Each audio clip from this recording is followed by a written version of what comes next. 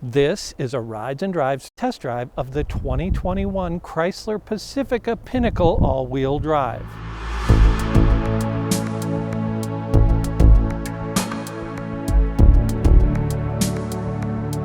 The Chrysler Pacifica is a minivan that competes directly with the Toyota Sienna and the Honda Odyssey, but it also competes with large SUVs when families go shopping for vehicles.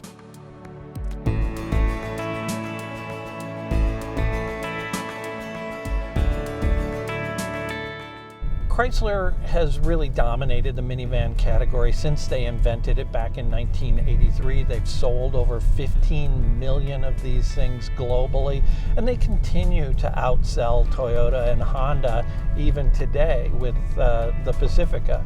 It's really, in my mind, the best in the category, and it's a great option for families who might otherwise be considering an SUV. I mean, honestly, this makes so much more sense than a 7-passenger SUV like a Suburban. It's less expensive, it's more efficient, it's more comfortable, it rides better, it drives better. This has dual sliding doors on either side, so easy to get in and out of. You can get it in front wheel or all-wheel drive. You can get this with a gas engine or in a hybrid, but you cannot get a hybrid all-wheel drive version of the Pacifica. This all-wheel drive minivan has a 3.6-liter V6 mated to a 9-speed automatic transmission. Now, this isn't going to set the world on fire in terms of performance, but it'll get you up the entry ramp on a freeway with absolutely no drama, which is really all you want from a family vehicle. Now, the Pacifica comes in 4 trim levels, but Chrysler also sells the Voyager minivan, which is identical, same engine, same drivetrain, same wheelbase, but it's just lower content. So if you want an entry-level minivan, you get the Voyager L, and then when you move up to the Pacifica, you get more content, and then you can get all the way up to this Pinnacle where it's almost luxurious when you look at these Napa leather seats. They're heated, they're ventilated. You've got this suede roof. You've got a super large panoramic sunroof up here. And it has a sunroof over the third row for those third row passengers.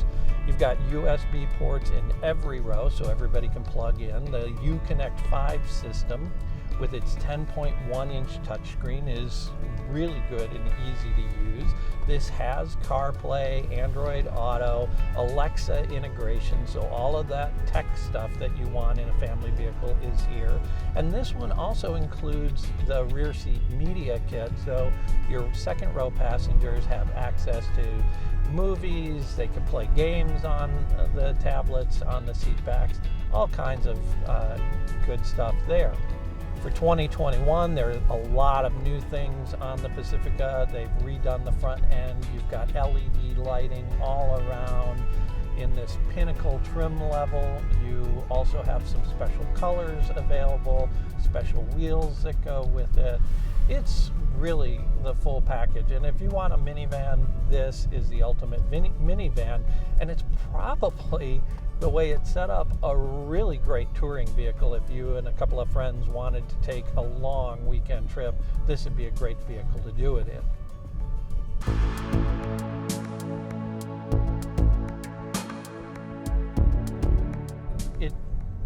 It rides and drives really well for a large family vehicle. This is very car-like.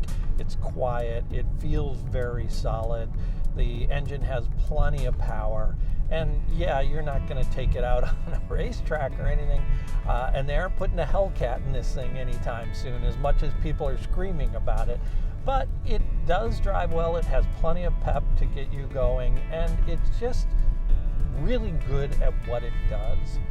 There are a couple of great new features on the interior. One thing I really like is they have this thing called the Fam Cam. You hit the button and it brings up an overhead camera back here that looks down at both rows, and you can see everyone sitting in those different seats. So you don't have to turn around when the kids start getting a little unruly. You can look at it here.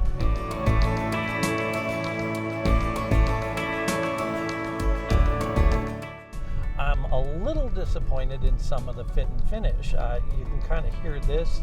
There's a little bit of a rattle here, and some of the joints, there's a odd little plastic joint there. Some of the materials, like this hard plastic right here, feel out of place in a vehicle that purports to be near luxury.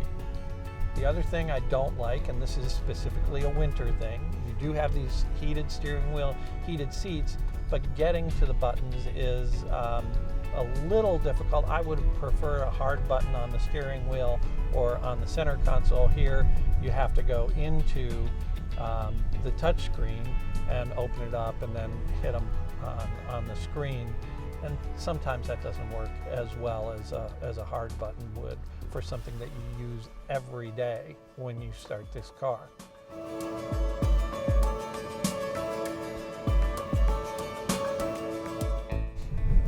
So where does Pacifica stack up? Well, I've driven Odyssey, I've driven the new Sienna, I've driven this. They're all good vehicles, but in my mind, this is the best. It has more utility. The stow and go in the rear is great. I like the styling of this better than the other two.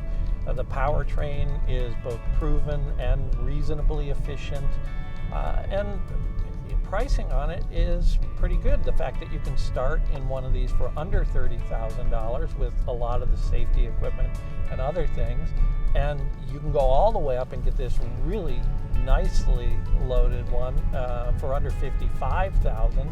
That feels like a value when you consider at that range you're going to start looking at some serious large SUVs like a Suburban, like a Ford Expedition, even the Kia Telluride at about the same price as this. This offers more space, more utility, all of the things that you're going to want if you have a family with 3 or 4 kids.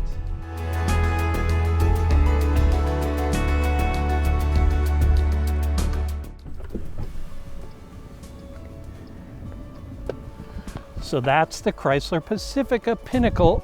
Tell us what you think in the comments. For more information, check out ridesanddrives.com and make sure to subscribe to us on YouTube and follow us on Facebook and Instagram. For Rides and Drives, I'm Harvey Briggs, and I'll see you somewhere down the road.